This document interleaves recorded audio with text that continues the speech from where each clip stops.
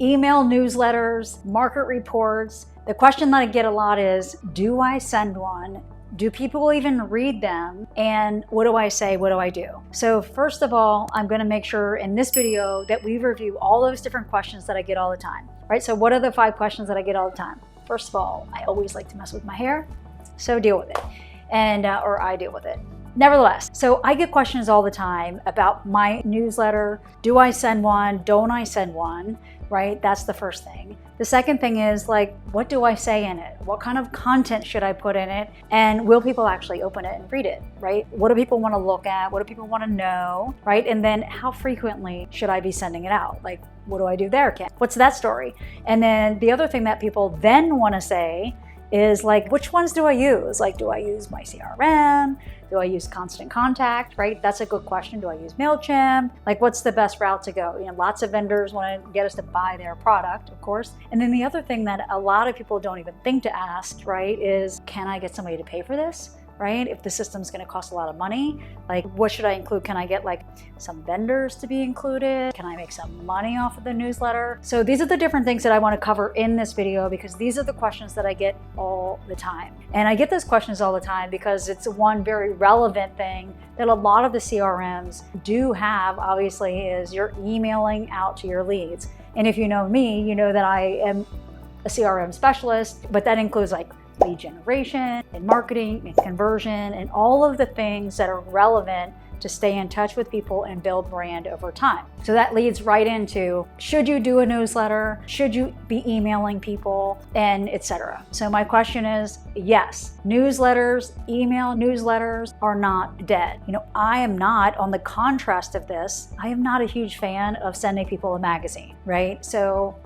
just know that I would much rather see you sending out an email newsletter, getting really good at that, than buying that from another vendor that shows up with your face on it and all of this stuff that really, quite honestly, I feel like that's a dying breed. All right, so going into digital marketing, newsletters, that is something that, yes, be sending it out. The benefit of this is that we're in their inbox, we're demonstrating our brand, we're showing people, all right, let's just step back to before I even say this, 87% of the agents don't survive the first few years of real estate. So we're showing people that we are an active agent, right? Even if they don't open it, they're gonna see that you're sending out market reports and things like that. So definitely get yourself in the position to be sending a newsletter out. And you know, that can be like a big newsletter or a small one. We'll go into that. So do or don't do. Definitely send out a newsletter so that we can stay top of mind with our brand and that people can get to know us, like, and trust us. Okay, so then the next question is, what is the content that I should be including, right? Great question. And make sure that we stay to the end here because I am going to then make sure that in this content, we can get content from other people. And what if we could get it to make money for us? All right, so what content should you include in your newsletter? Well, one thing that we should get really good at is doing videos about the market report, right? What's going on in the market. So this is a report, this is what's going on, you know, you're the reporter. So even if you hate video, bear with me here. You know, if we do a video, if you get good at that, it does not have to be perfect. I've been shooting videos since 2013. If I go back and look at the videos that I did of the market reports in the past, they kind of sucked, but they get high open rates. And you know what? Nobody expects me to be perfect, so don't put that pressure on you. So the first kind of content that you should include is a market update. It gets the highest conversion rate, meaning it gets the highest open rate. So conversion is when somebody clicks on it, you know, they open the email, then they get the click rate, click on it, and then they watch it. What if they even then convert into a better lead? Maybe it's just like a different kind of list. But anyway, so there's open rates, click rates, and then even the whole point is it leads to converting them into working with you, right? Okay, so the first thing that we want to make sure we do in the content is start to get good about a market report. Right? The other thing that people like in the content is, I mean, some people might say that you like the recipes, you know what I mean? Like, I have recipes on the back of my calendars that go out every year. People are like, hey, I made that recipe, that's cool. But really what people want to do is also start to look at you as the local expert. So whatever your personality is, if you're like a cook, for me, I do a lot of gluten-free, dairy-free, like those are awesome tips, right? That's a fun thing. But what about like local restaurants that you go to? Like those are fun things. You can do like a review. Like I went out to these 5 restaurants restaurants, you could type it, you could do a video of it, you could link to your YouTube channel, right? So all of these things are types of content that you can put in there because people like to work with who they know, like, and trust. So use this as an opportunity to get you out there. You are your brand. And then think about stuff like, if you were to receive this from your real estate agent, what are the things that would make you open it, right? So I want to know what the market's doing. Maybe I'm like, Kim goes to these restaurants. I see her out on social media, and let's see what places she went to lately. Like, here's the top 3 restaurants that I tried in Leesburg last month, right? That could be super cool. And then again, talking about this in a minute, what if you included links to that, and then you got some people to maybe advertise in your newsletter? All right, so we're gonna get to that. So that's what we talk about. Local things are great, right? What about if you have also in the content, the structure of it, we wanna make sure that we have links to check your home value, search for properties, right? Watch a video on your YouTube channel, click to this blog, right? And so these are different things that we can drive people also back to your website, so we can do things like retargeting in the future, right? So there's a lot of different strategies, there's a lot of different content, but market report, local things that are happening around town, you could include some photos. You could be like, hey, I'm out at the garden show, right? Or something like that shows like you're out and about. Parades coming up, like our town does a lot of parades. Those are some fun ideas, okay? Also then seasonal, you know, if you have 4 seasons, if you have no seasons, but how about like things, you know, it's coming up for the winter. So 5 things you should do to prepare your home for the winter, or in contrast to the summer, the spring. Those are great things so that every year people start to see it over and over, and then you're getting value. How about things like before and after photos of projects that you help clients with, or like a testimony, not just like I sold this home, but what about the result that you got people? Like, I mean, honestly, our real estate posts, they're like, nobody cares that you sold another house. What they care is how you help this client. So what about like even an interview with that person, like, which is not easy to do, but what if you just show like before and after staging, right? Or before and after painting. Or for myself, we do like how to maximize your home value. So we do like a lot of before and after projects, right? And so people love to see those. So those are some ideas of things that you can do to add content in. Okay, so then the next question for, you know, sending out a newsletter is how frequently should you send it? All right. So one of the things that I want to talk about is not over flooding their inbox, but not being like so far sparse. You know what I mean? Like you want to send it like at least once a month. If you could get like maybe every 3 weeks, which means that you're starting to do a little bit more than once a month, like that's cool. How about every 2 weeks? So how frequently you do it also is how good are you, how much content do you have, and what's your comfort level on actually getting into somebody's inbox. So for myself, we like to send them out twice a month, and then one is always the market report and one is something else, right? And so we don't flood our newsletters with like a bunch of different content, but a lot of people, they'll be like pages and pages and pages. So that's just not my style. I'm not a person who likes to read tons of pages, so I don't tend to put that kind of stuff out. But I see those that are full of content.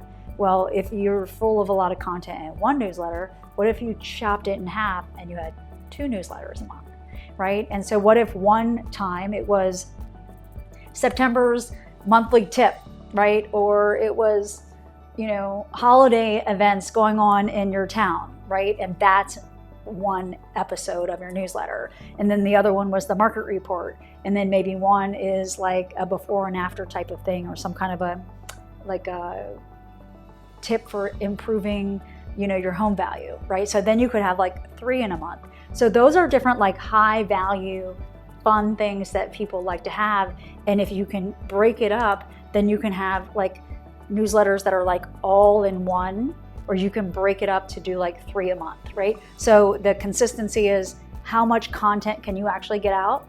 And then can you break it up to have a little bit more frequent? And if you do, then you could have like topics in the email subject. This is really, really important, that when you send it out, like if you're doing, let's just say that you're doing 3 a month, September's real estate market report, right? December's real estate market report, etc. The next time in like a week or 10 days, it could be, you know, before and after exterior. You know, you would want it to be more entertaining of a topic, right? In the email subject, right? But you could be like $32,000 investment $100,000 return. That would get somebody to open up the subject. Before and after bedroom. I don't know, before and after kitchen. Just come up with ideas, right, of things that you can do. So for us, $32,000 investment yields $200,000 return. They're going to open that. And then inside, I have before and after pictures. I'm like the case study. We invested in X, Y, and Z, new railings for the staircase, all new paint, new handles and things like that. This was moving a boring house to an executive style house. Boring to executive makes $150,000, right? That could be the style of one newsletter that you send out in that month, right? People are going to look forward to those stories, right? And then how about like a house tour?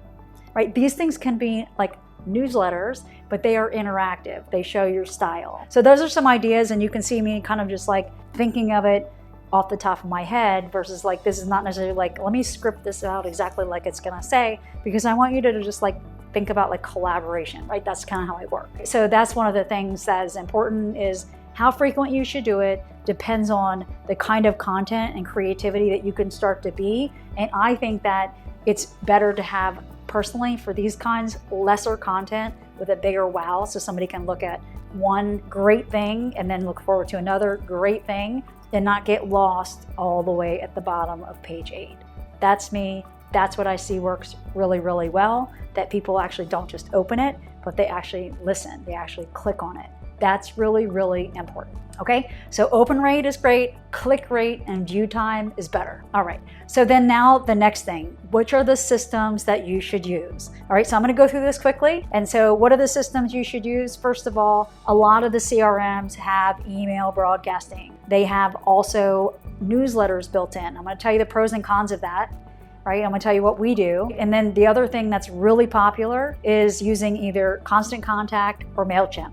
All three of those are great solutions, but I'm going to tell you why we do what we do. So the first thing I'm going to talk about is Constant Contact and MailChimp. They are great newsletter, email senders, if you will, because they track things like conversion rate. They have amazing templates, makes it super easy to like plug and play. You can put in your home valuation link, your link to your socials, and then your logo and things like that kind of in a frame of a newsletter. But then in the content, it's super easy to like plop in a video or plop in an article, etc. So the templates are easy. They are super hyper focused on that kind of deliverable, that kind of product is a newsletter. So that is why we like it.